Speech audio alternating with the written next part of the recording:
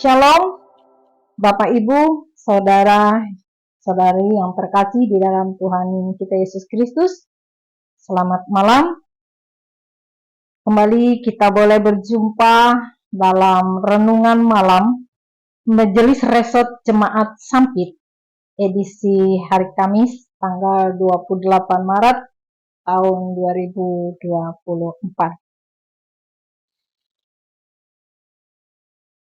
Bersama saya Diaken Esmiraniati SPD.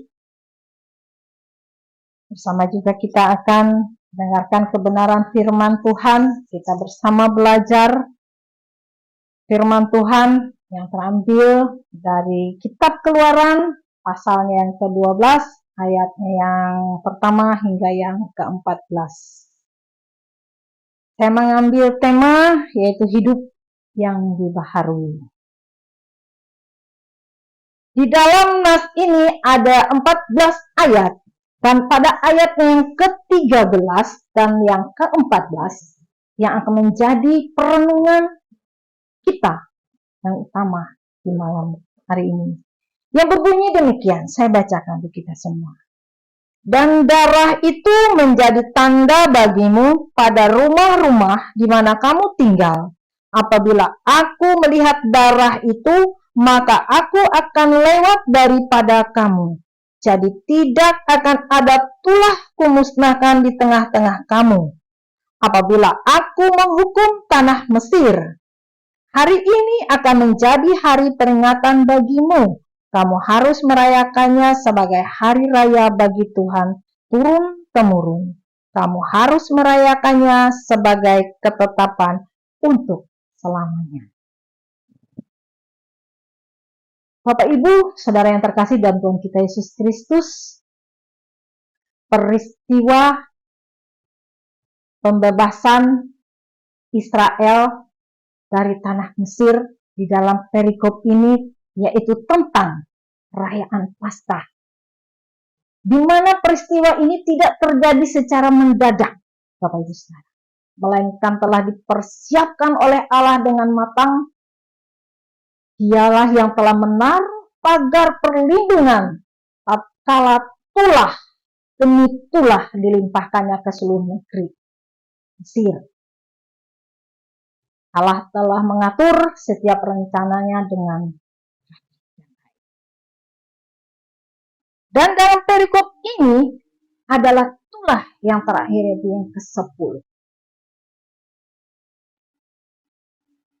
Di mana Allah tahu bahwa Firaun akan menyuruh orang-orang Israel pergi setelah tulah ke-10, bahkan untuk perbekalan yang akan dibawakan pergi oleh bangsa Israel pun telah disediakan oleh Allah. Makanya orang-orang Mesir itu dibuat Allah bermurah hati sehingga memberikan apapun yang diminta oleh umat Allah. Jadi untuk penggenapan rencana itu, Allah memberi perintah agar setiap rumah tangga menyiapkan seekor anak domba jantan, menyembelihnya dan mengoleskan darahnya pada ambang atas dan tiang-tiang pintunya. Itulah yang dikatakan peristiwa Paskah yang mula-mula. Paskah pertama itu dirancang Allah untuk membebaskan umat Israel dari penjajahan bangsa Mesir. Namun bagi kita, Allah pun merancangkan keselamatan secara rohani, pembebasan dari dosa. Melalui pengorbanan putra tunggalnya, yaitu Yesus Kristus. Dia telah merencanakan bahkan jauh sebelum dunia ini dijadikan. Bapak Ibu, saudara yang terkasih dalam Tuhan kita Yesus Kristus, peristiwa Paskah yang kita peringati sekarang dalam makna kebangkitan Tuhan Yesus Kristus mengubah segala paradigma yang pernah ada di dalam sejarah. Kan kalau kita mengingat kembali, berita Paskah ini pun mengubah para murid Yesus menjadi orang-orang yang rela mati demi mempertahankan iman mereka. Kebangkitan Yesus telah mengubah wajah dunia ini lebih bermakna lagi, lebih syarat lagi, dan penuh pengharapan. Dalam Yesus, Tunggal Allah, ada pengharapan untuk keselamatan.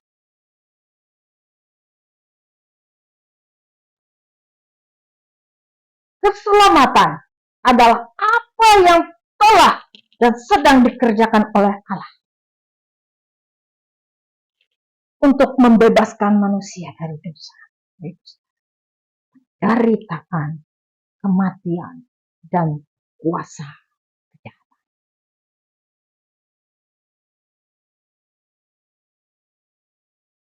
Di mana Allah menghendaki manusia itu hidup.